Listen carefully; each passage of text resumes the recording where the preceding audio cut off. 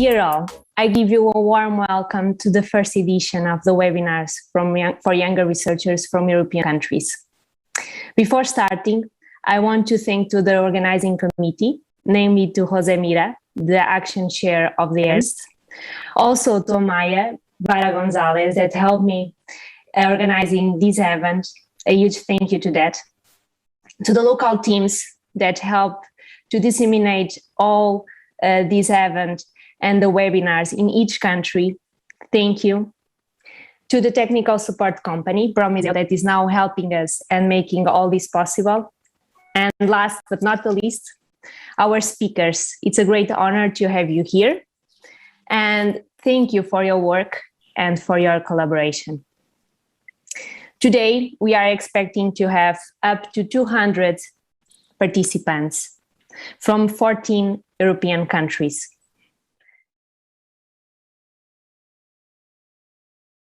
At university and that are with us. So I will show you now the names of the countries, and you can see your country and also the other ones. And we are now together for these webinars. Thank you. And it's great to have you here. Regarding the organizational aspects, we will have 2 webinars per day, and it will take around 45 to 50 minutes, but each webinar will have a different link. So please check in your email if you have registered in other webinars, so you will have a different link.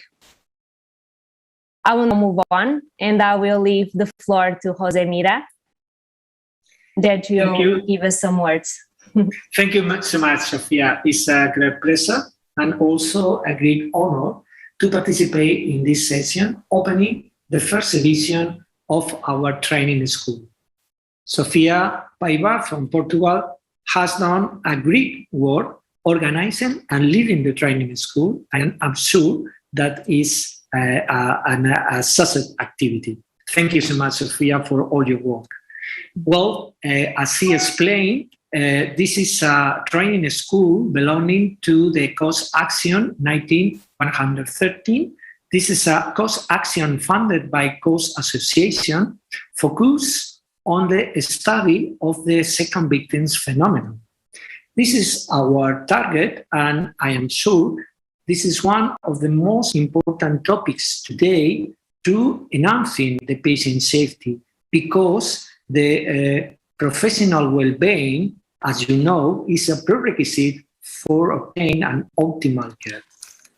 During 2 days, we are fortunate because we have 4 excellent speakers from Portugal, Germany, Slovakia, and Croatia, and also 2 inspiring researchers from 2 countries that explain what we can do to improve patient safety. So thank you so much for choosing this training school and also to participate and for your commitment with patient safety. Thank you so much for. Thank you, Sofia. It's a great happiness that we now start the first presentation with our speaker, Souza, from National Public Health School of Nova University of Lisbon. Souza, besides being my supervisor in my PhD, is also the coordinator of the International Course of Patient Safety and the head of the WHO Collaborating Center for Education,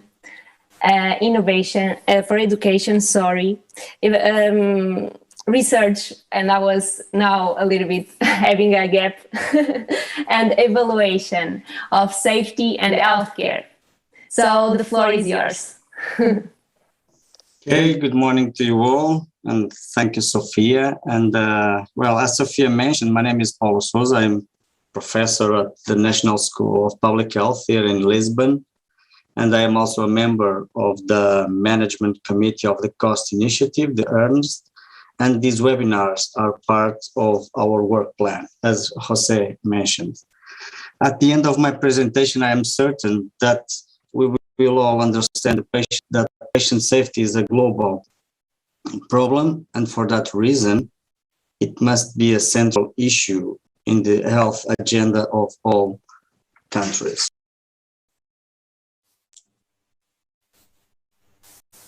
To start, it is better to explain what we are talking about when we discuss the concept of patient safety. So patient safety has been defined as a discipline in the healthcare professions that applies safety science methods toward the goal of achieving a trustworthy system of healthcare delivery. I can give you my own and simple definition of patient safety, which is that whenever a patient contacts with a healthcare organization, it is supposed to improve his or her health status and not to suffer an adverse event. As you know, an image is worth 1,000 words, and this oil painting shows a doctor's appointments in the 19th centuries, and you can see in the back a patient laying down in a bed. Here in front, you can see a doctor is writing a prescription, and there is also a lady carrying on with daily life. So we used to say that healthcare delivery used to be simple, ineffective, and relatively safe. But now it is complex, effective, but potentially dangerous. And you can see in these photos some examples representing how complex the delivery care is today. For those that want to know more about the roots of this subject, I recommended these two classic books, To Where Is Human and A Report, An Organization with a Memory.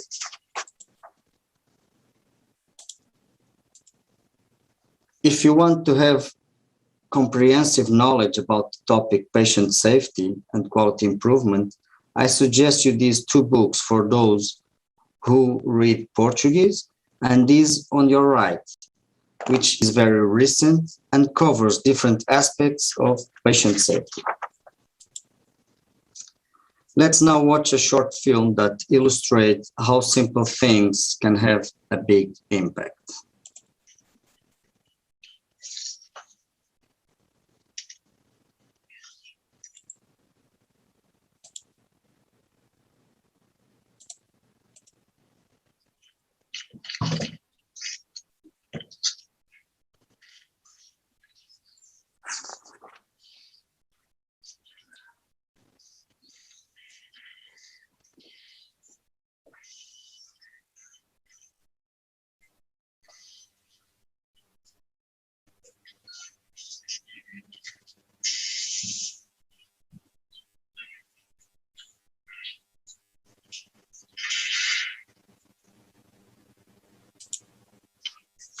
So the same can occur in healthcare setting.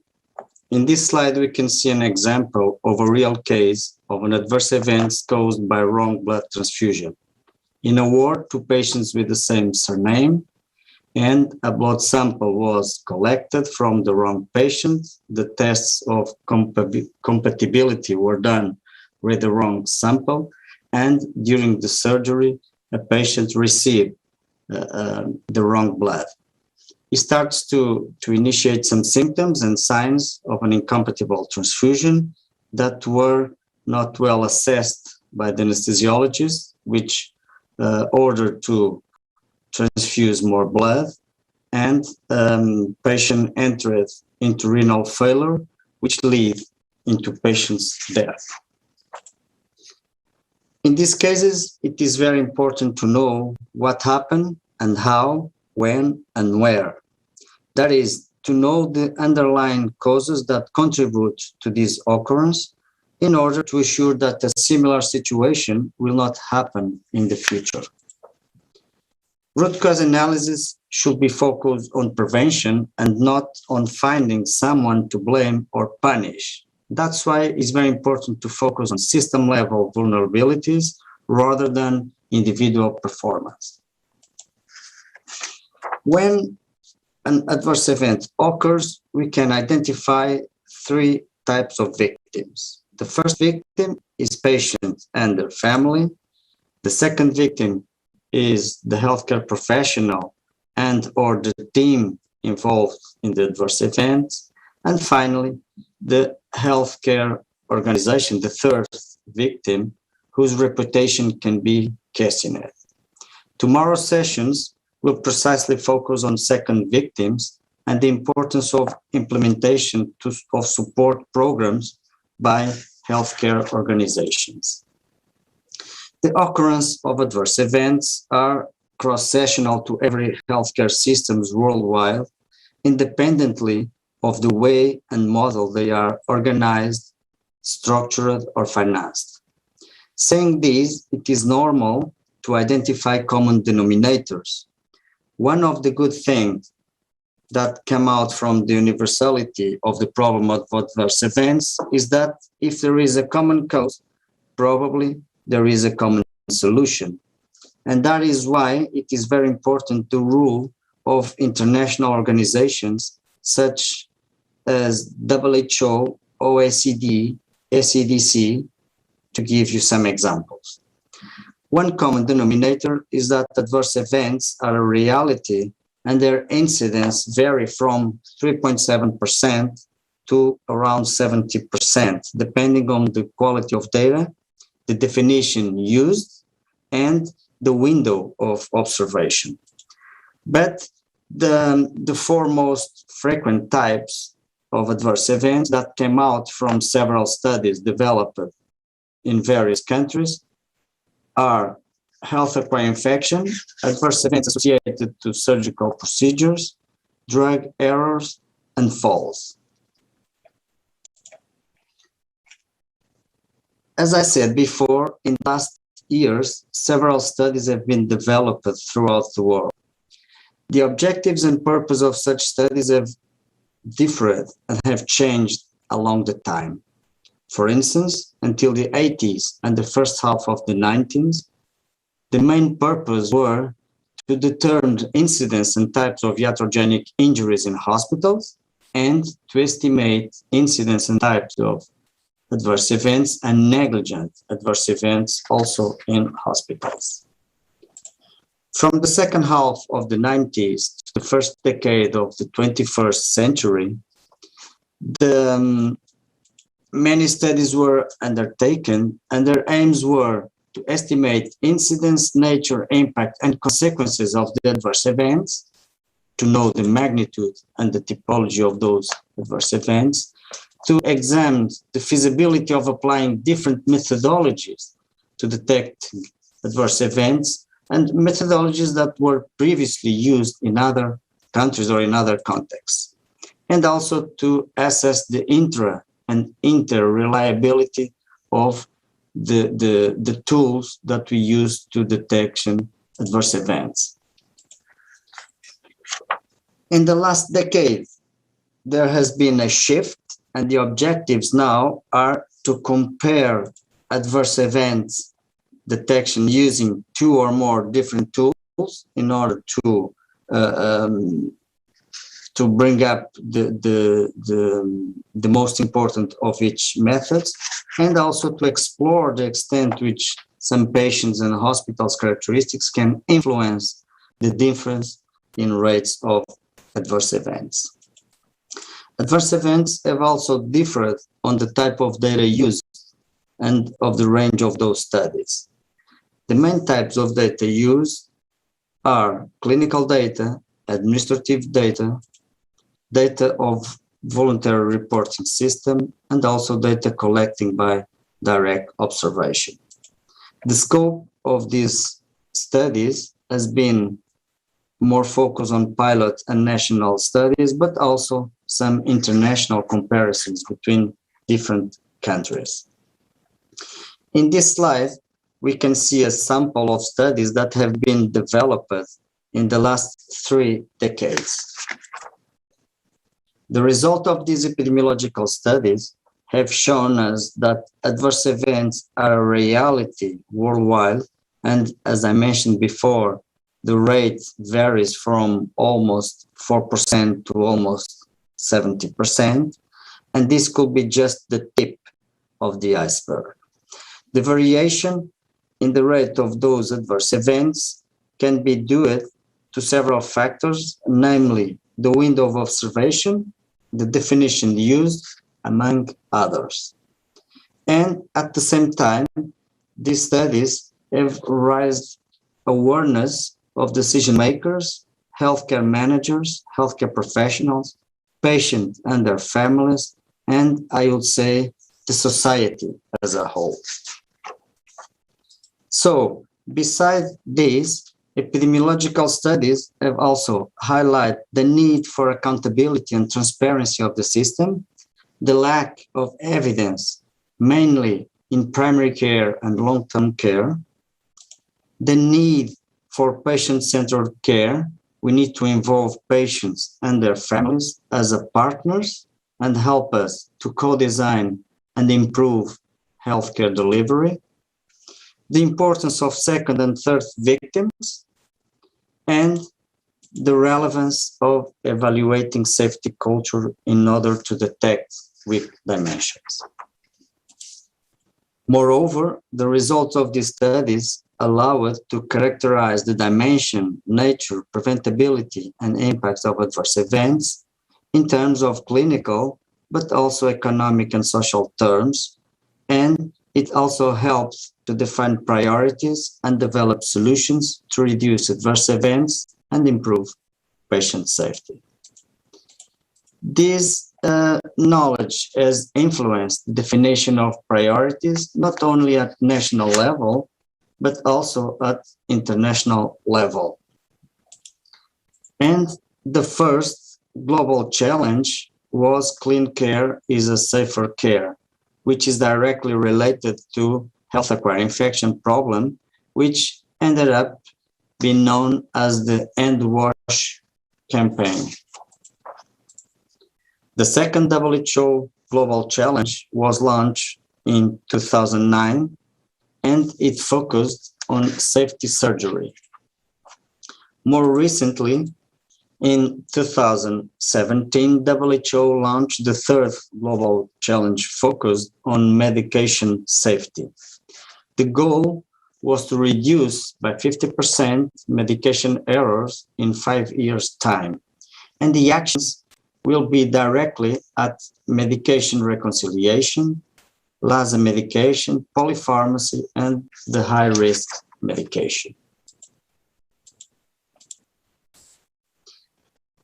Another common denominator was the implementation of report system at local, national level, whose the main objectives is to know the causes in order to improve care, always within a learning culture and not a blame and punitive culture. This is a very important issue.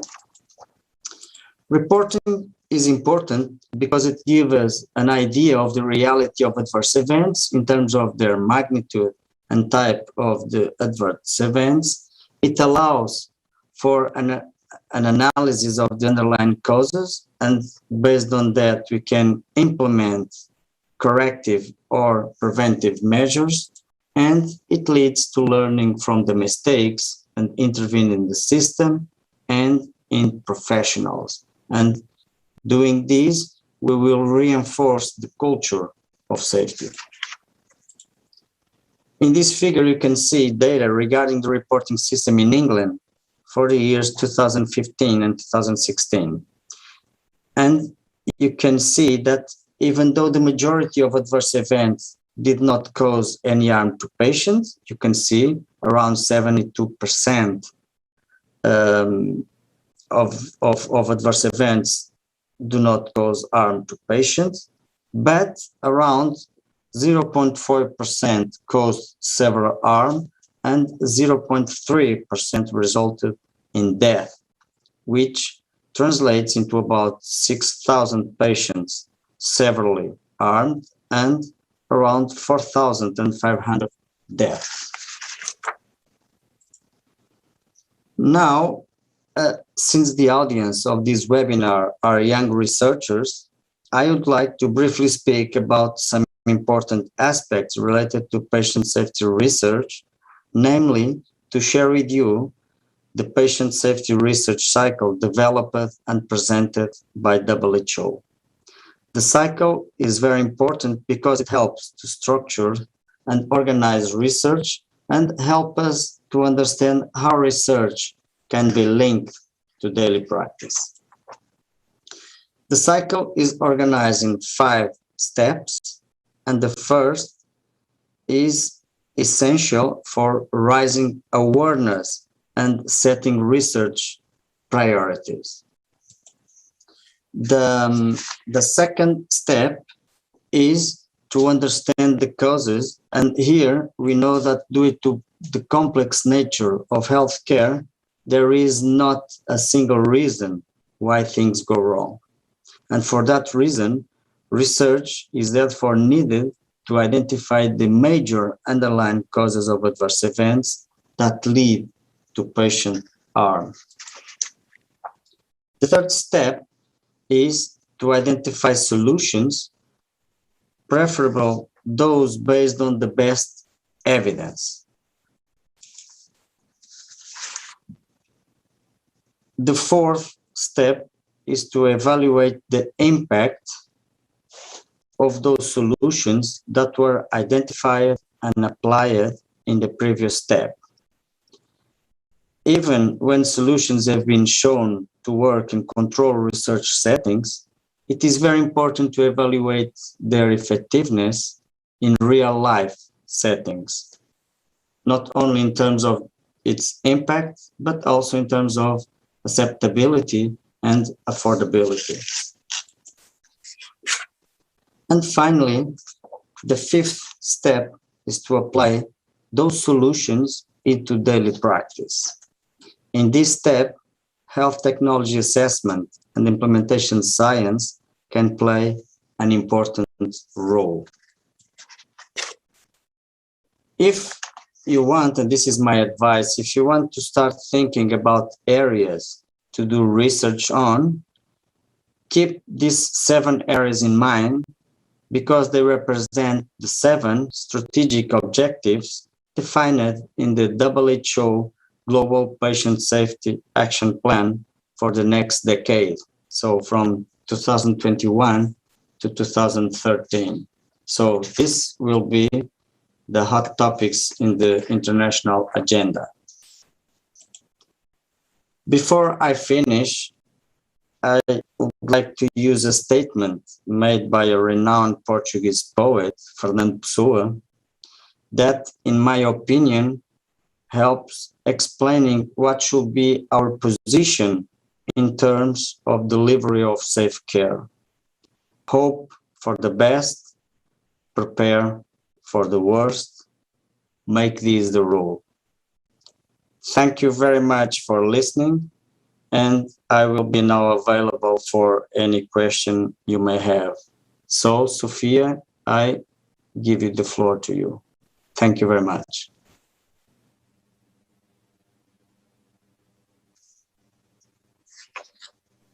Thank you very much for your presentation.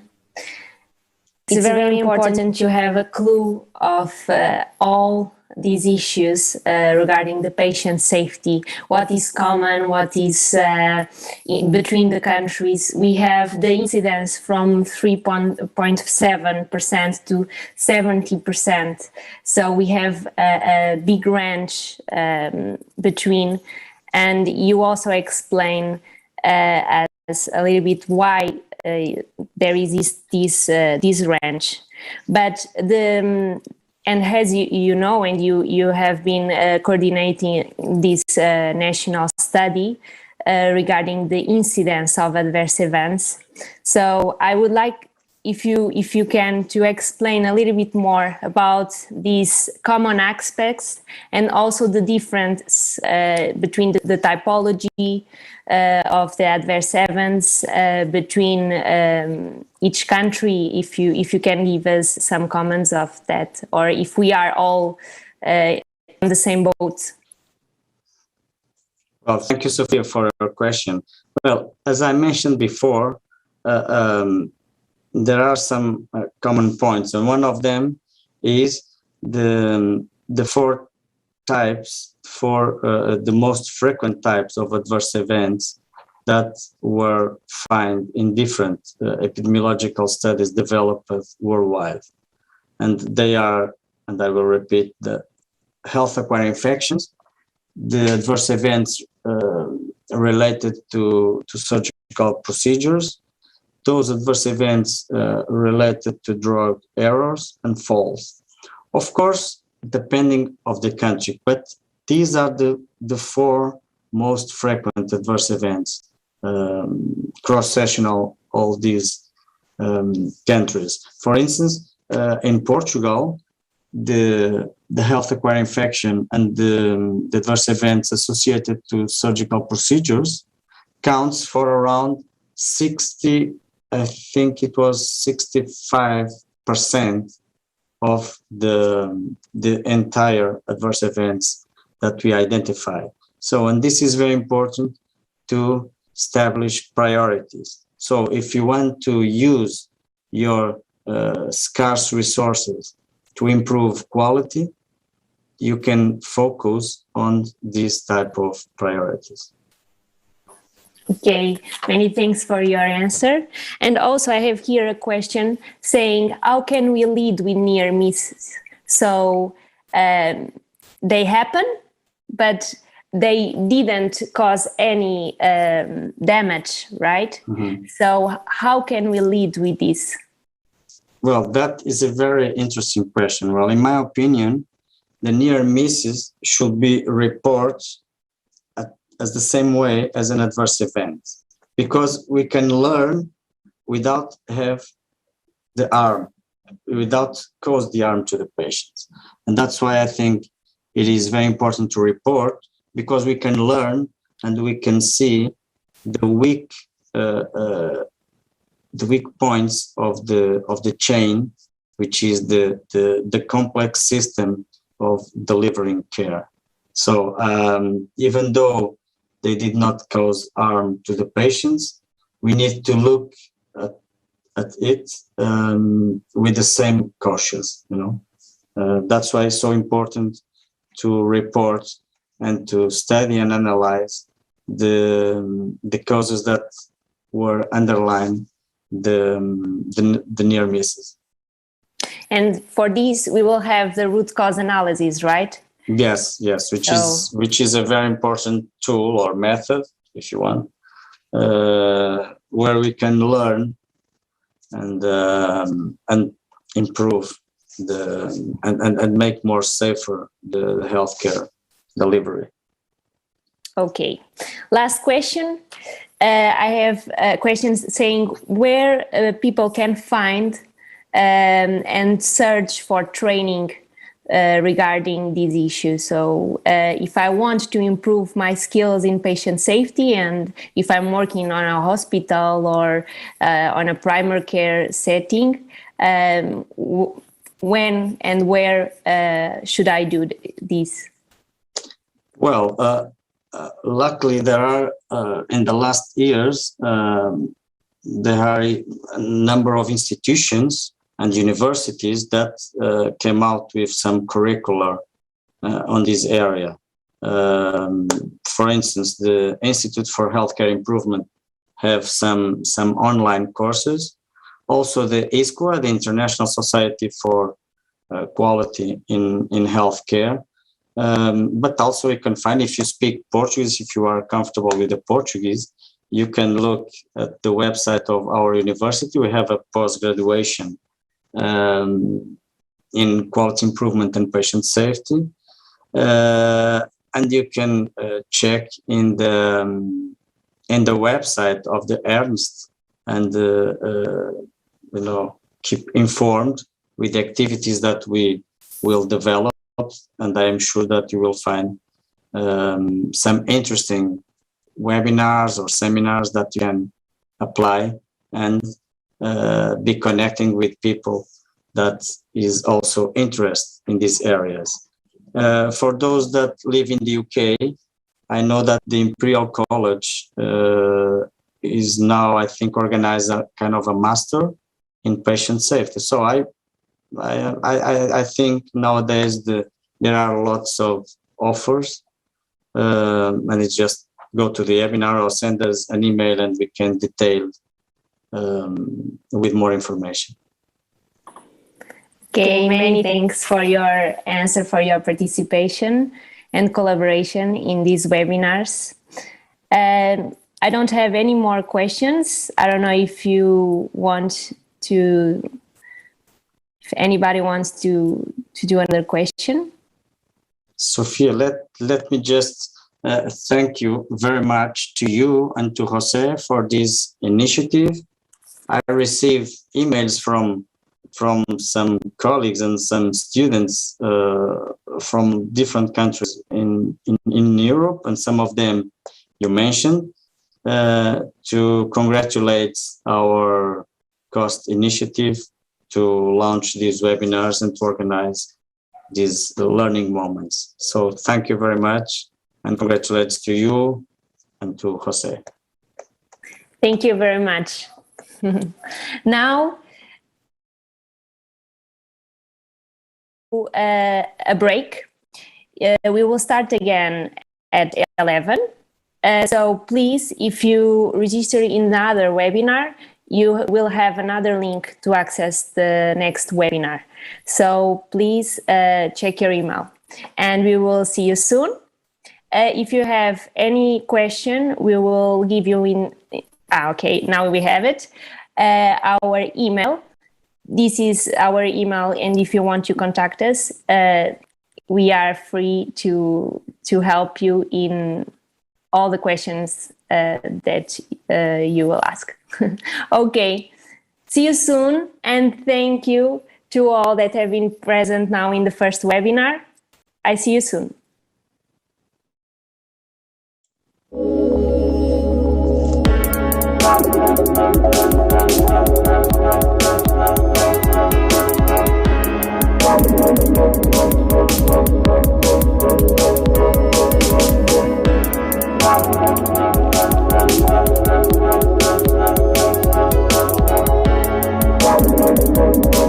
Wow.